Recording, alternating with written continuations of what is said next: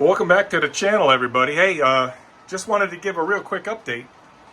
Got some new stuff on the layout that I want to show everybody, and if you've seen in our previous videos, this dual aspect signal, it's only been functioning as a single aspect in all the videos, and that's because I have not had the lower signal wired in, and the reason for that is the upper signal is on an infrared controller, which you can see the controller box right there. So it operates the cross bucks automatically as the train goes by. Something that's hidden out of sight that I hadn't had wired up previously was the speaker for that. So if I activate the cross bucks, I can actually now turn on the speaker if I choose to listen to it. As you can imagine, it gets pretty grating pretty quick. So I got that on a toggle. The other toggle is for the second aspect on the signal, the lower aspect, which will always be defaulted to a red aspect, and it's protecting this spur right here. So essentially, if this was real world, the main line, the train on the main line would generally see a green over red aspect, which says that the block ahead is clear, and the diverging switch is basically set to allow for a pass through. Now, in real life, this switch would have to be manually controlled anyway.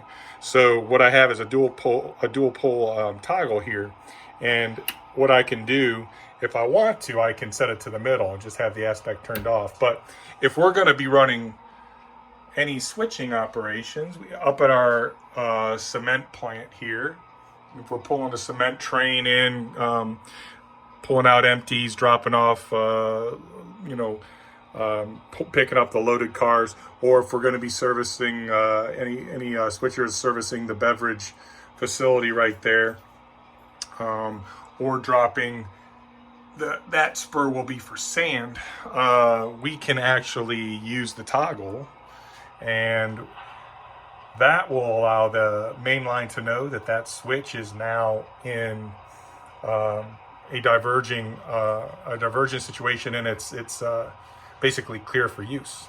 So yeah, so pretty cool. And then when we're done, we can click it back down manually and put it back to red, so that a train rolling through on the main line can tell that they don't have to worry about hitting the diverging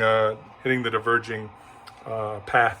So I got some additional items here on the layout that I want to show everybody. Got a couple new things, and we'll make this a real short one. I'm just going to bring this train through. Made a trade with a friend of mine. He had an SD40-2 and in Ohio Central livery. This is a PS2, a 3-volt PS2 unit, which was essentially new old stock. It had like 10-15 minutes on it, and aside from the typical, it's got a couple portions where the walkway is a little bit loose, which is pretty typical of these things that have been sitting in closets and stuff. So I'll get that handled. But otherwise, it's been running great. I've been running it all weekend. We also, Randy had a non-powered GP40 that was an MKT livery. It was the bicentennial livery, the Old Glory unit. To be honest, not the best looking bicentennial unit, but it's a non-powered unit. But he likes DT&I, so I went ahead and stripped that thing down and repainted it to DT&I livery for him. And I'm really happy, just did a light weathering on it, really happy with how that one turned out. You guys may have seen this guy on the layout. This is an Atlas Evans 53-footer. I have that one pretty heavily weathered and really like how it turns out. It sees a lot of time on the layout lately. A new one I picked up at the show I was just at last weekend. This is that Lionel PS-5 Gondola. I went ahead and weathered it, gave it some real world age to it. This created some hate and controversy, but picked these two MTH covered hoppers up at an auction, and just put some very light weathering on them. I believe these were a run for gentleman Tony Lash. This was his company. So, you know, not a real common car. I just couldn't see something carrying leachate water, or I might be saying that wrong. That stuff's nasty, basically leach water. Looking pristine and clean. So just a little bit of light weathering on those. At another auction, I picked up this pair of Atlas 60-foot ACF parts, auto parts cars. I love these things. Got a bunch of these. So these were new in the box. Were still taped up. Had never been out of the box. So they're literally new old stock. And also in that same lot, I picked up an Atlas 60-foot Berwick High Cube in Missouri Pacific road markings. Pair that up with the Santa Fe unit I bought from Robbie's Hobbies a month or two back, which you probably can't tell from the video, but I just got a very light dusting of weathering on that guy. Also at that show last weekend, I picked up this 4-pack of Ore Jennies, Duluth Mesabi Iron Range Ore Jennies, and I weathered these. The K-line units don't look terribly realistic, so I weathered them. But one thing I did was I actually painted the ore loads, and then I glued this Woodland Scenics iron ore, and really like how that came out. Looks so much better than just the regular old plastic ore loads. So another new unit we got on the layout is this Southern SD24. I won that one at an auction. PS2 unit, actually has a good amount of time and miles on it, but I got it for a great price. Boy, it runs smooth. I tell you, once you get several hours and you know, some good scale mileage on these things, they run so smooth. This one really can creep at 1-2 scale miles per hour, so real good runner. I thought I had my Southern GP35 high nose here, and I was going to run these together while I was up, and I don't know, my collection's gotten so large over the years that some of the stuff is here at the layout at Randy's house, and some of the stuff I keep back at my place in Columbus. And well, I just need to do a better job of keeping everything straight. So just running this one with that DT&I dummy unit that I painted up custom for Randy. Not sure that DT&I and Southern Trackage ever crossed paths. You know, DT&I's basically their line was essentially from Detroit through Toledo all the way down to Ironton, Ohio on the Ohio River. I'm not sure Southern made it up to those parts, but hey, this is an imaginary railroad, so nice running locomotive though. So another thing I've been working on, and you'll have to beg my forgiveness. I don't like showing projects that are like totally in the middle. Everything's still a little bit wet, but I've started working on our scrapyard down here. This is kind of drying here in the foreground. This I will lightly sand, and this will essentially represent some concrete when I'm done with it. It'll have a concrete coloration to it. There'll be an access road coming in over here, and there's also going to be an access road. Now, please pardon all the items, but there'll also be an access road coming along here. And over there, there'll be a little stoplight and everything, simulated intersection. But got what started. This is where all of the junk, and I've started a debris pile over here, and this will all get painted up to look like scrap metal. This is going to be a lot of scrap metal, and what I've got down here is a lot of debris, and I'm starting to simulate the mud and nastiness of an actual scrap yard. Where you see these gaps in the stone wall, I am making some concrete dividers out of styrofoam. These will have to get painted.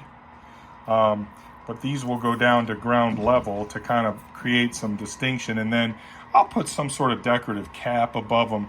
And then there'll be a sill plate that runs the entire length of the wall here. But these guys will, I'll probably be making a couple more of those. Those will give me some areas to, you know, basically put all of our scrap and whatnot. I have over here, I'm gonna grab it. Bear with me, guys. Got a couple pieces of equipment. And you can see I put some track marks in the compound, in the plaster down there, but got some scrap machinery here that, you know, basically will be able to bring in some cuts of gondolas carrying scrap metal and whatever else, maybe some flat cars with some stuff to get torched up, and they'll bring them in on an inbound tracks. And basically the unit here can essentially work one track at a time, right? It can clear one out. They can bring in empties if it needs to load stuff up. So I got essentially an inbound and an outbound track, or however I want to use them. But should be pretty cool. It should be a nice, a really cool scene that will garner a lot of, I don't know, a lot of use. I could see us doing a lot of switching. Randy's got a metalworks facility on the other side of the layout that I think will, you know, lend itself well to those operations. Another thing that we did, somebody here locally is dismantling their layout. So he had some shelves that he had built. Again, please pardon some of my debris as I was working here and Luna's little chew toy here.